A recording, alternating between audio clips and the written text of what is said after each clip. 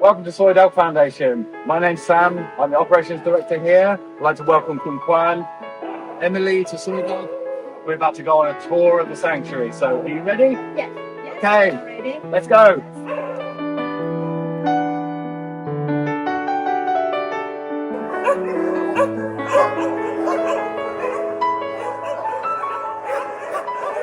What we're looking at here are the original enclosures that were built at Soy Dog back in 2008.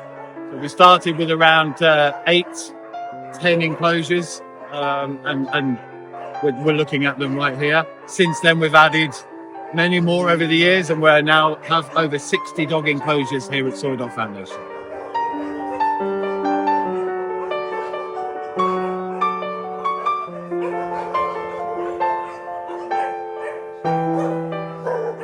We have a variety of enclosure sizes and shapes here at Soy Dog, and behind me here, we constructed these enclosures 2 or 3 years ago, and what we found was that a smaller enclosure better for some of the shy dogs. So they live in smaller groups and they can manage and cope better in that environment because they are less likely to be dominated by some of those alpha dogs inside the large enclosures. So we match the right dogs to the right enclosure in the hope that we will see them flourish and their personality come out, and that they don't live in a fearful environment where they just sort of kind of concentrated in one corner and they spend all day there, because that's no life at all. So we try to give them, every single dog, the best possible experience while they're here at the shelter. Obviously, a home is the right place for them, but we do the best that we can while they're in this shelter environment.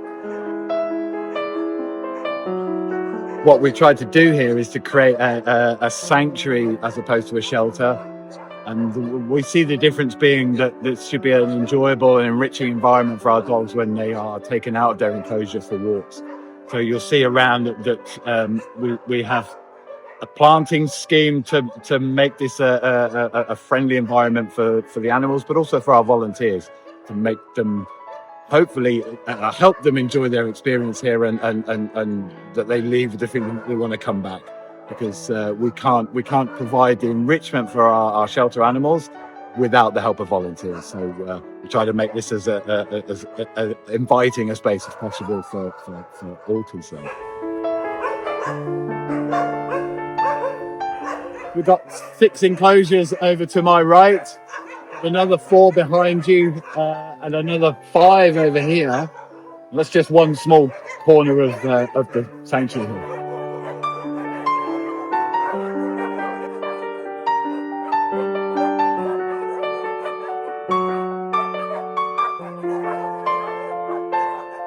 Over 1,300 sanctuary dogs, so resident dogs here at the sanctuary, and that means dogs who are not in treatment in the hospital, and they are staying here at Soy Dog until we can find homes for them. Now, what we try to do is provide the best environment, and they all appear quite happy in their enclosures. So it's difficult for us. We they are happy to an extent, but it's almost the same. That I liken it to staying in a nice hotel. If you're a human being, you can go to a nice hotel and enjoy a couple of nights there, but there's nothing quite like your bed at home and your home environment, and that's ultimately what we want to find for all of these dogs, regardless of how they might appear happy on the surface here. So yeah, that's the challenge for us always. So we've seen a few of our dog enclosures now, and when our volunteers come to walk the dogs, we're blessed to have this space here with walking routes and shady areas and open grassy areas, and we have some off-lead areas at the far end, which I'm going to take you to now and show you. But yeah, this is about a nice environment for our dogs to go take a walk in, because they spend the rest of their day, let's say 23 and a half hours, inside an enclosure with other dogs. So the moment they can have that opportunity to get outside and enjoy this open space, and that's a really nice thing for them and for our volunteers as well. So we're going to take a walk this way, and I'll show you our off-lead areas.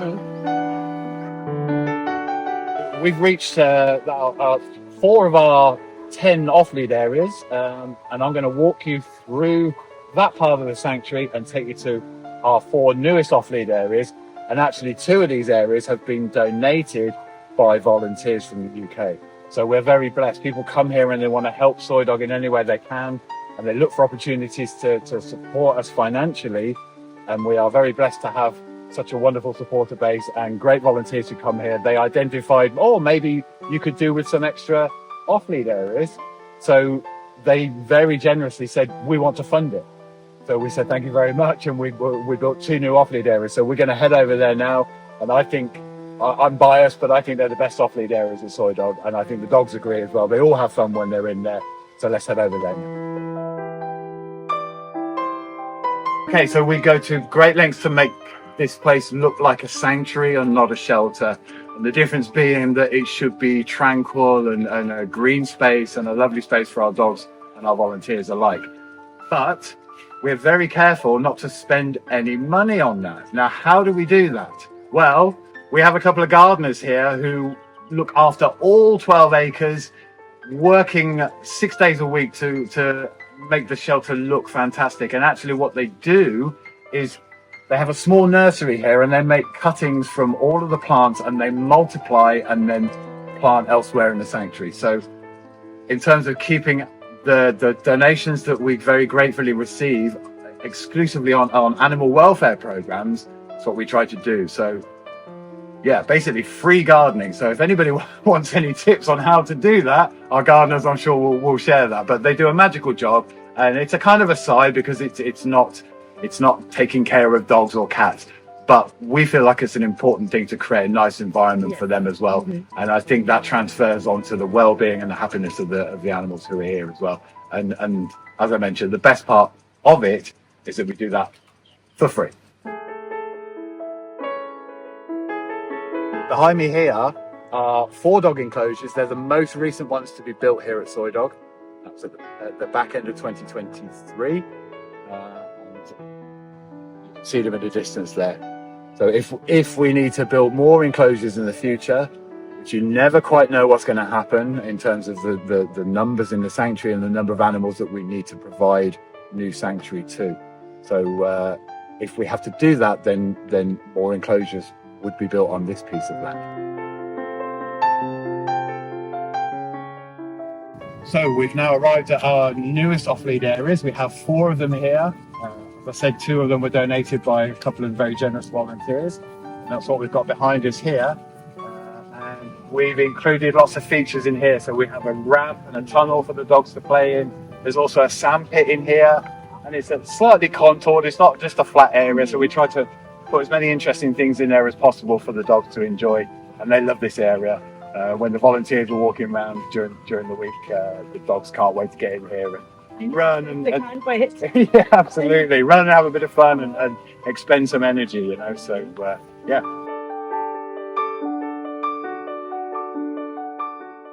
Okay, so our volunteers, when they start walking dogs, we have a computerized system which has got every single dog and every enclosure listed on that system, and then we rotate which dogs are getting walked, because with over 60 dog enclosures and over 1,300 dogs, it's impossible to get them all out every day. We'd love to get them out twice a day, every single dog. It's just not physically possible. The maximum number of volunteers that we can comfortably accommodate would be around 60, and then we assign 2 volunteers per dog enclosure, because it would take 2 people to walk all of the dogs in one enclosure in one day. So it's a rotation system. Mm-hmm. And the volunteers can get information on all of the dogs in their enclosure from scanning a QR code. So it brings it up on their phone, and they can find all the details about the dog, and then they have a little toggle button, and they can toggle that to say this dog's been walked. So they take the dog back, and then they start with the next dog. But we then gather all of that information so that we know exactly that we're being fair across the whole sanctuary, and that every dog is getting the maximum number of walks and the maximum amount of enrichment possible. So guys, I've just got to show you this one. This is probably my favorite off-lead area at Soy Dog, because we have sun and we have shade and we have established trees, and it's a little bit bigger than some of the others. So follow me, I'm going to show you this one.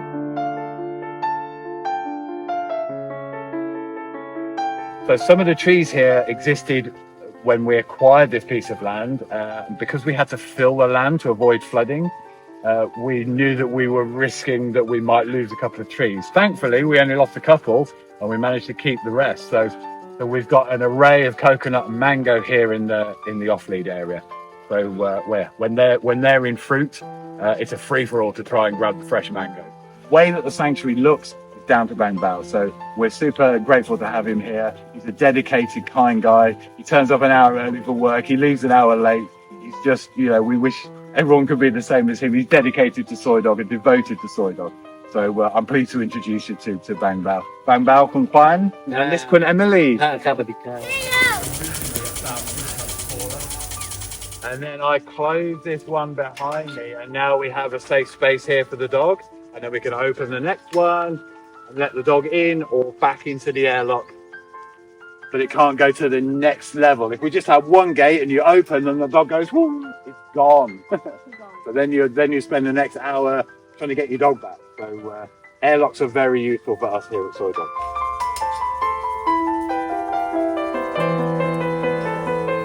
Both impressed with the craftsmanship and the fencing, everything really good, and everything that these guys do. So you've observed this as visitors to Soy Dog, what a good job they do. They don't get told by many people. I try to tell them all the time, but the general public don't recognise sort of maintenance workers in general, but they provide a really important function here. So I'd like them to know that you guys have observed that. มาเยี่ยมชมแล้วก็มาถ่ายวิดีโอเกี่ยวกับการทำงานของ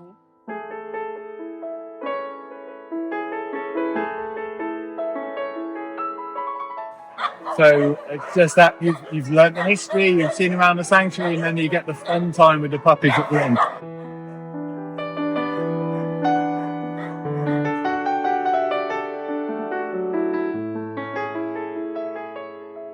If you're interested in adopting what we consider our very special dogs and cats, there's something unique about Soy Dogs and Cats that, and if you've met them, if you've not met them, you are in for a wonderful surprise, because they have so much love to give. It's almost like they want to repay you for your faith in them. Like they know more than they should about life and where they've come from and where they've arrived at. So they're really smart animals, and they're really unique pets. Visit our website, soydog.org, or send an email to our adoptions team, adoptions@soydog.org. And you never know, you might meet your new family member right here at Soy Dog. So get in touch and provide forever home and long-lasting love for one of our deserving dogs and cats. Thank you.